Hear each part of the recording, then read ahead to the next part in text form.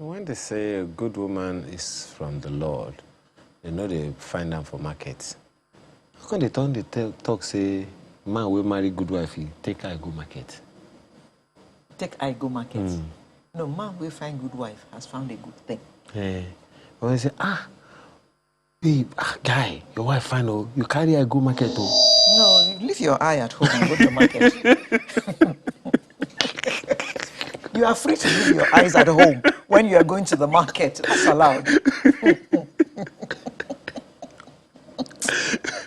This is you. That's it's you.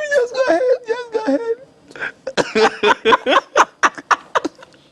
It's a women topic. Mr. So Makonde, are you all right? Yeah, I don't know really. I'm just trying to wrap my head up around that question. Good woman, carry her go market. Well, maybe two of our guests this morning might be able to help. We have ladies first, we say so. Mrs. Iyabo Ladipo is with us this morning. Thank you so much for joining us. Michael Heger, right? Illegal. Illegal. I hope you are not a lawyer. No. Because the judge will show you paper. Thank you for joining us here, as well as BJ Sachs. Thank you so much for being Our a part own of this. BJ Sachs. BJ. My people always looking fresh. It must be fantastic playing the sax. You will still explain why you are rising with the women this morning. We'll come to that. But let's begin with you, madam. Arise is a faith-based, non-governmental organization committed to celebrating nation building and the empowerment of women in this society. Please tell us exactly, maybe there are things that people don't know about Arise. Okay. We've been around for a while now, so I believe a lot is known about us already. This is our 13th edition. Okay. But we're into healthcare, we're into education, we're into empowering of women, and we're into leadership.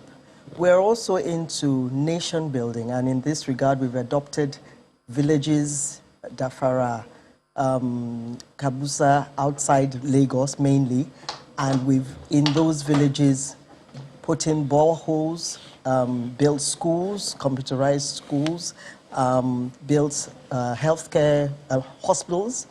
In Lagos, we've done a lot of mobile clinics, medical care with clinics. And this year, as usual, we've been running our Walk for Life. And this year, we're particularly out with our Walk for Life. The theme for the Walk for Life this year is I Choose Life. Because we're particular about healthcare being preventative rather than curative. So this year we want to go out and let our people come out onto the streets and walk. I believe it's the New Zealand health body that says that you gain two hours for every 1 hour, 2 hours of life for every 1 hour that you walk. Whoa. So we're encouraging people to walk this year, and as we have been doing for a while, and then the conference, the walk is on the 16th, and then the conference is on the 30th of October. We'll talk more about the conference and the walk and all of the activities. Yes. Well, Mr. Iligar,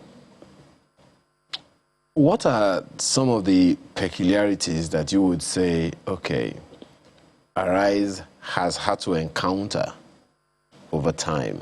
I mean, the 13th episode. Sure. First of all, thank you for having us again. It's always a pleasure to come back here. I want to speak on last year because the pandemic hit, and normally, from all the pictures, all the years we've been doing, especially the Walk for Life editions, we've had thousands of people gather at a particular location to walk, to exercise. It's normally a form where we kickstart. The Walk for Life is supposed to be the start of something new for everybody. So we walk on one day, and then in your own lives, you're supposed to continue that lifestyle. So last year, we were faced with the pandemic. Nobody prepared for the pandemic. Nobody expected it to happen the way it happened.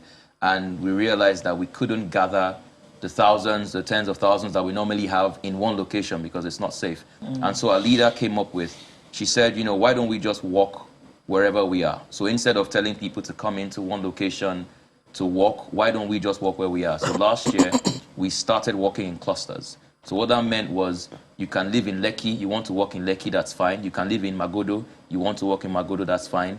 And even last year, the pandemic hit and it was terrible, but it expanded our reach into a global scene. I can't really explain it. We had people in England that wanted to walk, they wanted to exercise. So we sent them T-shirts, they joined our walk, they were in London, they were in the United States, Mauritius. Even this year, we have clusters open in the Philippines, in several nations, in Africa as well, in Guinea, in Sierra Leone.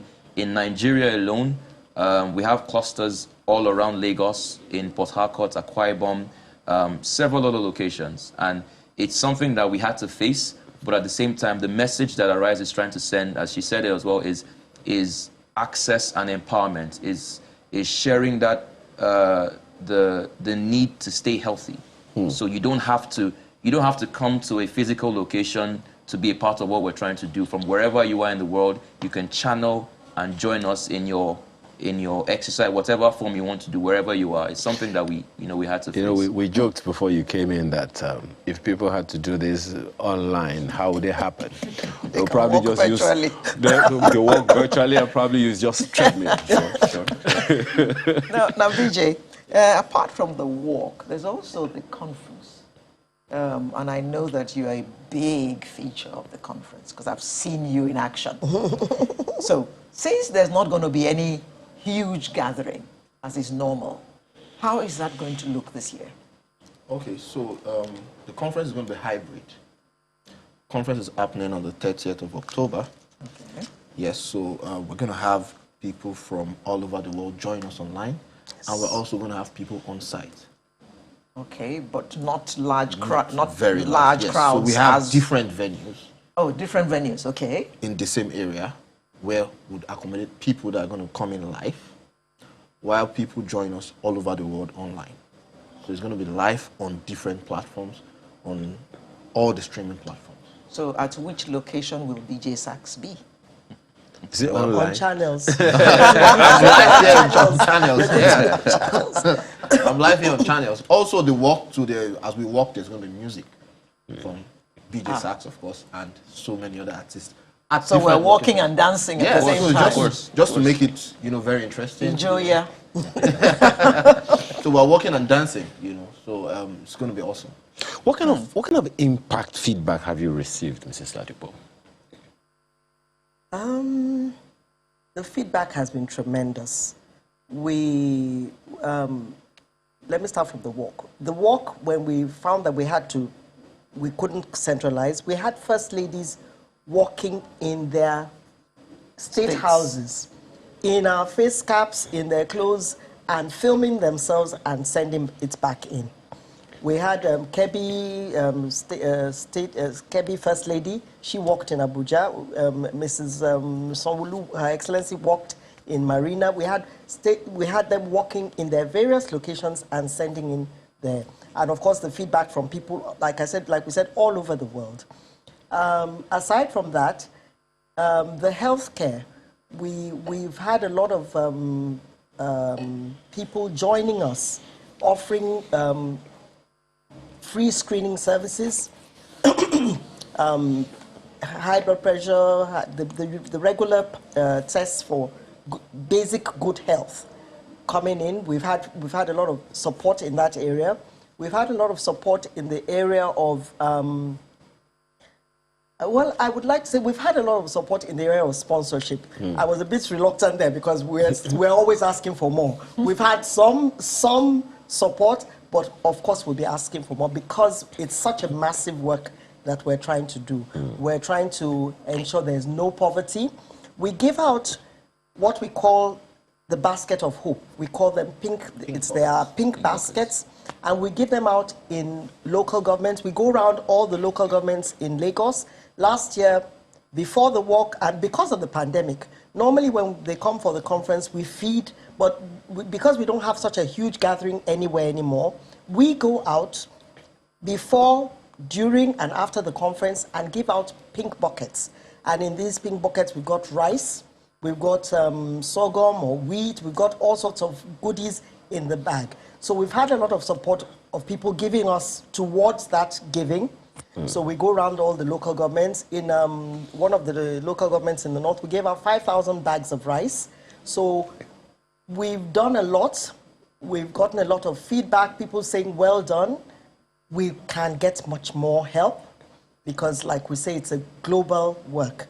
But in Nigeria, we're particularly interested in bringing the women out of poverty. We believe that once a woman is empowered, she'll feed her children, she'll feed her husband, she'll feed everybody around her. So these are some of the things that you've achieved on the screen. Yes. Wow. Yes. You said once a woman is empowered, but surely these pink baskets or pink buckets or whatever, they're not only going to women, are they? No, they're not only going to women. But funnily enough, we've worked more with women because they are easier to handle. The 1 or 2 local governments that we went to that we had men, it was a battle. But we There you go. Aya Makinde. Okay, guys, I'm not going to speak for the men. There are 2 men there. So, Michael. when they get the basket, they'll come home and feed you. Exactly. No. I want to remain that breadwinner. I think I like that type. But, speak to that end of the conversation. Men. What do you make to be the reason for the pushback? Is it a function of communication? Well, I mean, again, for me, when I think of RISE, I think of the same 2 words, which I said earlier, of access and empowerment. And the reason I think RISE has gotten to where it is now is it cuts across, I mean, every border I can think of. So even gender, even religion, even ethnic groups, it's beyond that. Of course, the group is called Arise Women, but Arise goes far beyond that to empower the home. So it focuses on empowering the women, but the women are the ones that hold the home. So the men as well are all invited. That's why myself and BJ Sachs are here today. So, Mr. Elega, so it is now Arise family. It's an Arise family. It's an Arise family completely. Arise family. And the one thing I was going to add quickly is the fact that from wherever you're watching now, you can be a part of this movement as well. We have a website, arisewomeng.org. You can order your T-shirts from wherever you are. We have T-shirts in England. We have T-shirts in America and other countries. Even in Nigeria, if you go on our website now, you can place a call. We will deliver a T-shirt to wherever you are in this country this week because the walk is this Saturday. And the plan is to connect as many people as possible. And I was going to share one thing very quickly. We had the testimony of somebody that joined the walk a few years ago. She had applied for a job and then no response for one reason or the other.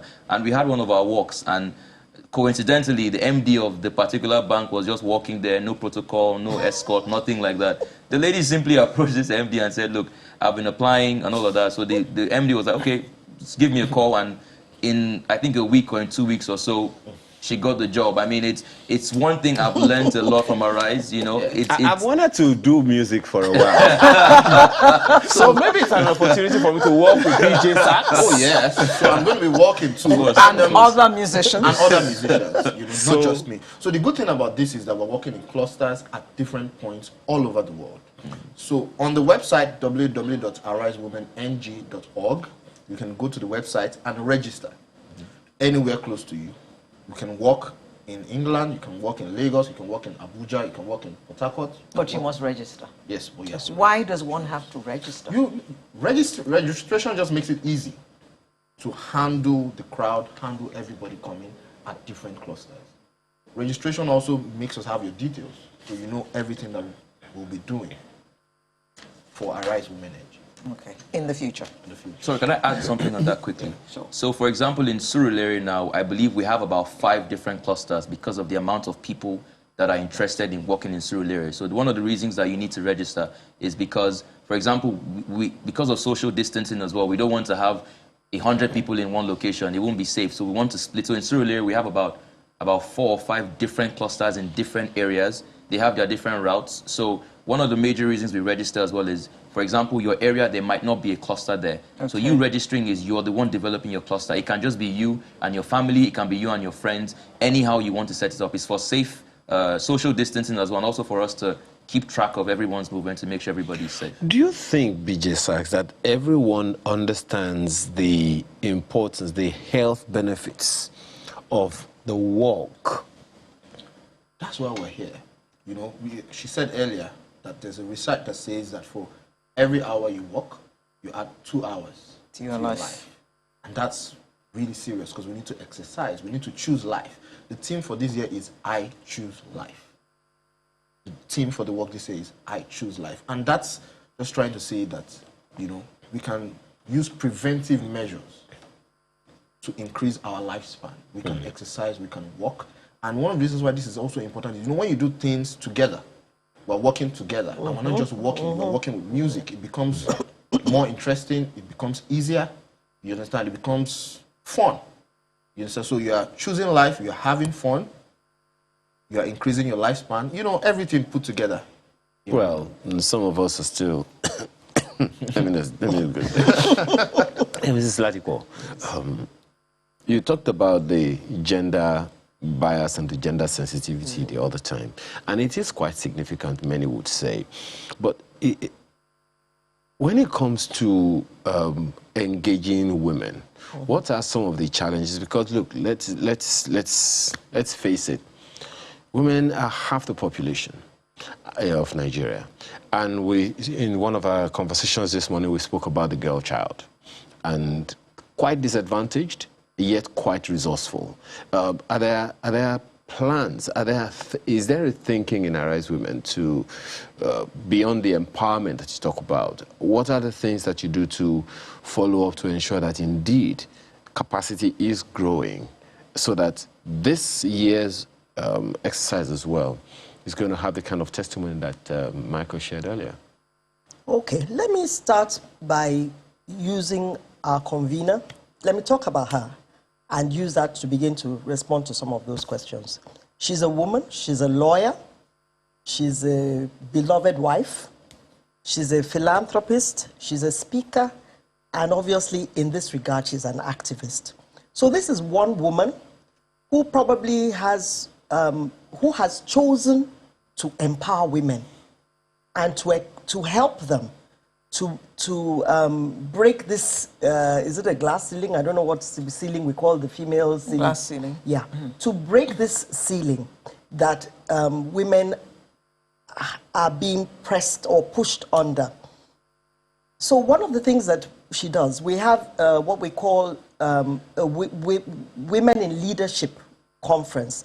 We haven't been able to have it because of COVID and all of that in recent times. But what we do is that we bring together women who have been successful in their fields, in whatever they're doing, and we bring them together to talk to all of us and tell us how they got there, what they've done, and how. And usually we have access to them, and we can continue to be with to reach them, to help, and to continue to help those who are not so well off. So, for instance, at our conferences, almost every year, we have women of, you know, timber and caliber, to be colloquial about it. We have big women, we have women who have been successful, and they come and they give their stories, and we put things in place to help them to reach and to mentor other women and to help them. This year in particular, we're actually launching an insurance scheme for women, where we're asking people to to be involved in this scheme, and this scheme will now insure the lives of several women in a community against accidents, against you know, a few things like that. So you can actually come and pay for 5 women in a community, 100 women in a community, and insure their lives for that period of time against accidents, against death. If there's death, they up to a certain ceiling. So this is one woman, Dr. Shiju Iluyomade, doing all of this. So we're breaking that inequality. We're beginning to work at it. We're beginning to chip at it. And by doing this, we're encouraging other women. You know, we always talk about giving back and giving back and giving. It doesn't have to be, this is one woman and what she's doing, but she's encouraging each and every one of us to go out there and do something. even this feeding of the so many thousands and millions with the pink bucket, it's also helping the women. It's helping the women to empowerment, skill empowerment. We run these skill empowerment programs every year where we equip thousands of women. And we've had fantastic testimonies. We have some who have come in who learned soap making, and they are now producing their own soap. We have one who has her own NAFDAC number, who is doing insecticide. We have people who came in to learn hat making. They're producing their own hats. They're running their own businesses from maximum a week of training. And they are now equipped to bring themselves and their families out of poverty. So I hope that's answered some of the questions. Encouraging. These few words of mine. Well, Michael, I am naturally always talking about this catchment, the young population. What kind of carry along do you see, and what kind of carry along should be? How should the youths, see themselves in the space of such a program as this? Thank you. I think in the last year, it had been very, very clear, like when the pandemic first hit, I'm going to use that because it's what's going on now. When the pandemic first hit, there was this notion of, it only affects older people. And then in the past year, I personally, a few people as well that are close to my age that have either gotten infected or even some might have even passed away. So the Walk for Life itself, it stresses a lifestyle of exercise, a lifestyle of fitness. And the fact is that there's this thing we always say that, just because you're young, just because you don't have aches, doesn't mean you shouldn't have that habit of exercise. And so in the past, the amount of children, the amount of teenagers, the amount of 20 to 30-year-olds or above that always participate, it's the energy from them alone, it radiates throughout all the other age ranges that come. And the one thing I would say, especially to the younger people that would want to be a part of it, is that it's a lifestyle. It's not something that you develop when you're a particular age. It's something that you work on over time. So that's why me personally, I'm always excited about the walk. And about 2 years ago, I always share this story. It was raining, the rains that day was, I was at home and I was about to go, and the rains were so much, I thought I'd wait out the rain. And then I got a call from my people that, Dr. Shiju was at the venue and she was ready to walk, and I was at home. I was wondering, so I drove through the flood, and when I got there, she had already started walking. It was fantastic to see that joy in nobody. I thought people would be sour. I thought they'd be saying it's raining, we can't walk. But I saw everybody smiling. We have pictures on our website, dancing, jumping in the heavy rains. It was remarkable. That's it. Everyone just remembered when they were young and when we played. Yeah. Well, BJ. we're gonna get to that level, Well, almost. Okay. Still about young people, BJ. Okay. How many young people are you actually galvanizing with this? Is there a large number of young people walking? Lots of young people walking. Because I know that young people are lazy. No. In fact, I think young people, if you look at When it comes to website- exercise, I mean. No, things are changing. If you look at the websites and the pictures from the past editions, you see a lot of young people walking. A lot of it's mixed. It's a mixed match. You see the young people trying to encourage the older people, the older people trying to encourage the younger people, dancing, having fun. Some of the older people don't even know how to dance. We do simple choreographies just to make sure that everything is seamless, everything is interesting. I think you're getting to the point where you're going to show us a snippet of what people are going to enjoy that day. But very quick one, Michael. No, let me not send our elder. How do people register? Very simple. Our website is built in a way that immediately you log on, the first thing you're going to see is register for your cluster. It's arisewomenng.org. I think that's it on the screen. Fantastic. So the moment you click register, you get to pick your name, your phone number, the areas that you want to walk. And I believe immediately you're done, you'll get a notification either letting you know, for example, if the cluster is full, like we had in Surulere, for example, another cluster can be made. So it's very simple, and it starts. If you want your T-shirts, you can also find it on the website as well. Delivery will be made this week, as I said, especially if you're in Nigeria. We have dispatch riders ready to bring the T-shirts, as we're all dressed in our T-shirts, in our caps. We have track suits, we have backpacks, because if you're walking for about 3 to 5 kilometers, you need your water. We have all of that ready as well. We'll get the rest of the information on the website. But I'll also be expecting the pink basket. Well, we have to thank you very much for being here this morning. Let me begin again with Mrs. Iyabo Ladipo. Thank you so much for your time. And Michael Iligar, don't be a lawyer.